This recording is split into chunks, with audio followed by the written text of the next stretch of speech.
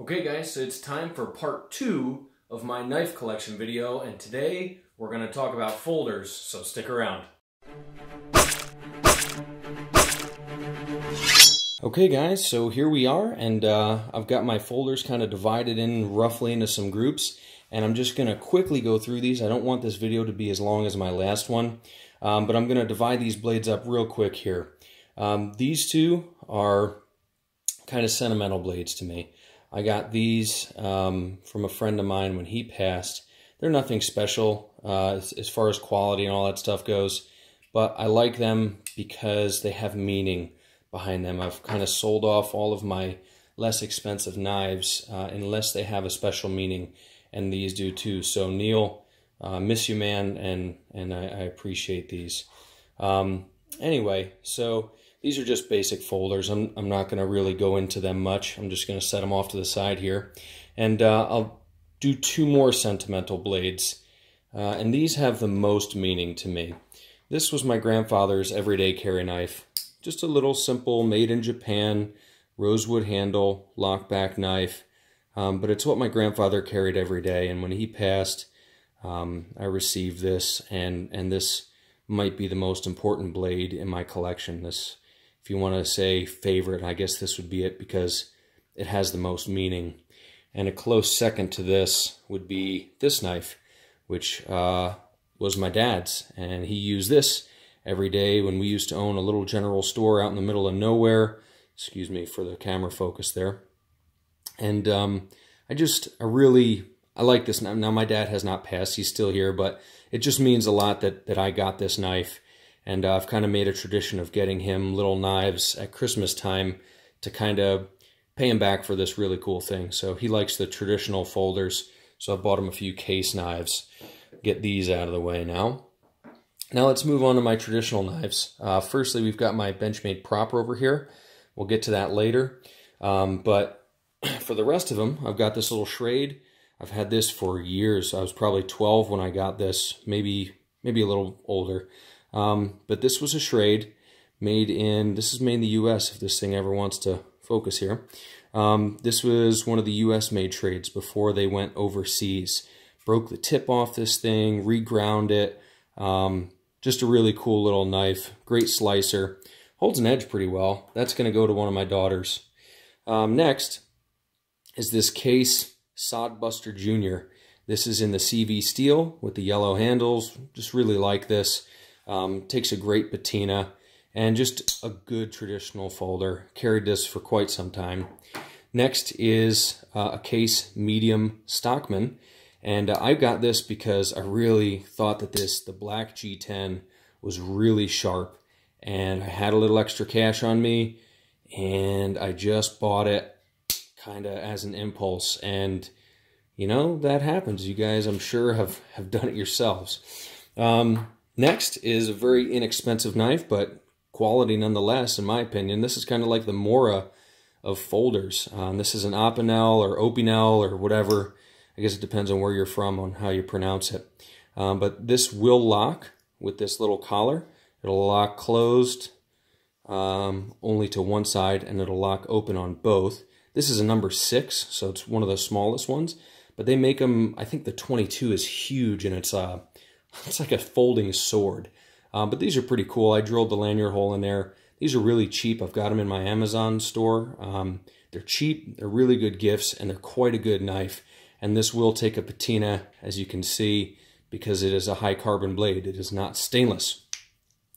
Next is this. This was factory seconds from Utica Cutlery. I live near Utica in New York, so I just kind of picked this up on a whim, and it was a little more factory second than I thought it was going to be, but I just kind of kept it around because I really like the bone that they used on the scales. Next, we got a couple odd ducks here. This is the Boker DW1.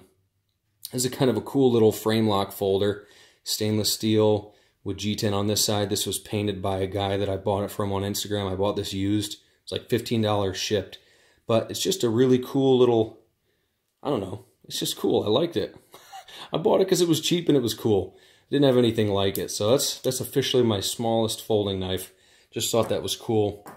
I keep this one as a reminder because it's such a beater. This thing is just absolutely whipped. It was tortured on a job that I had that was, look at that. I had this job and it was just awful. This was a $3 knife, and I bought, just to murder it on this job, scraping duct tape off of these vac hoses for this vac truck. So I kept it just kind of as a reminder of those days. I made a lot of money, but it was hard work. Next, this is a weird little knife. This is a Smith & Wesson Power Glide. I put it in the folders because it's definitely not a fixed blade, but it's definitely not a traditional folder either. It's kind of an odd duck, but again, this is one of those things I bought because I thought it was cool. This is most of these knives I got before I was really into steels and, you know, tactical type folders where you could open and close with one hand. And, you know, before I kind of knew what real quality was. Not to say that the case knives aren't good, or that, you know, this made in the U.S. Ranger wasn't any good. But anyway, now I'm going to jump into kind of the knives that I carry the most. And those are my Benchmades. And we'll start with the Proper. This one probably gets the most carry right now because it's always my secondary blade. Usually carry 2 knives. This is always on my weak side, and I love this knife. I did a review on this. Beautiful, kind of this green micarta and S30V steel. I like the detent. It's not too hard. Got this nice middle detent. I caught my wife using this knife to take tags off of her clothes the other day, and it just made me really proud that my wife was using my knives. But anyway, this is a great knife. I love this thing. Can't say enough good about this. The little Kydex clip that I made for it helps kind of keep it upright in my pocket so I'm not fumbling around in the bottom. That's why these don't get carried as much, and this does, because this lanyard makes it so much more usable for me. Next, let's go to the Contigo. This is kind of like the big cousin of the 940, which is my favorite blade of all time. CPM M4 steel. Kind of really rough and tumble, very grippy, jimped, G10 scales, deep carry pocket clip. Love this knife, love M4. It's big, it's beefy, but you can absolutely do anything with it, and you can see it is well used. Maybe slightly abused here and there, but this is a knife that can stand up to it. Really love that thing. Next is the Crooked River, possibly the prettiest knife I own. Nice wide bevel on there from the Wicked Edge. S30V, this is in their Hunt series. I love this knife. It just looks good, feels good, is good. Really just I don't know, I love this knife. If you don't like this knife, I guess there's no accounting for taste, but awesome knife. I understand if it's big for some people, but I don't see how you could knock this on looks. Next is a knife I don't carry that much anymore. It's the Benchmade 808 Loco. S30V again. This is a first production. I know you guys have seen this in other videos, but I love this knife. It's really big and beefy and thick, but I just don't carry it that much because this G10 is a bit too smooth and I'm afraid it's going to slide out of my pocket. But other than that, it's a good knife. Next, possibly my second favorite knife. This is the Griptilian 550-1 sheep's foot blade with the 20 CV steel and the G10 scales. Such a huge upgrade to the original Griptilian, in my opinion. Really, really good knife. This is a close second to the all-time favorite 940. And I love this knife, and you can see it gets used each and every day. And I have no Safe Queens. Kind of put one of my favorite scriptures on there. Kind of engraved my name on the swedge. Anyway, I love this knife. Great blade. Super lightweight, but super tough. Benchmade's warranty. You know, you guys can see I don't have the Spydercos. I don't have, you know, the ZTs anymore. I've owned CTs. I've owned Spydercos. I've owned a bunch of other knives. I've actually owned a bunch of other Benchmades. But the ones that I have now, these are my most carried. These are my favorite. These are the ones that work the best. And these are the ones that I'm going to hold on to. Okay guys, so those were all my folders. I tried to make this video a little shorter and I didn't go into as much depth because I've pretty much reviewed most of these blades out here.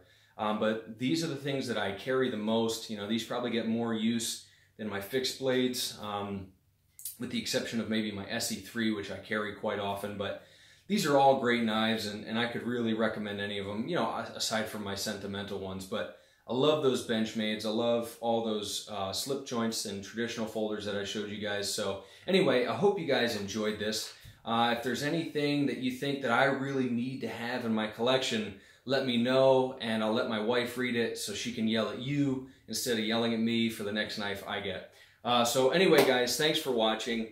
Don't forget to comment below with your favorite folder, and go ahead and like, thumbs up, and subscribe to this video. Share it if you'd like to. That would be much appreciated.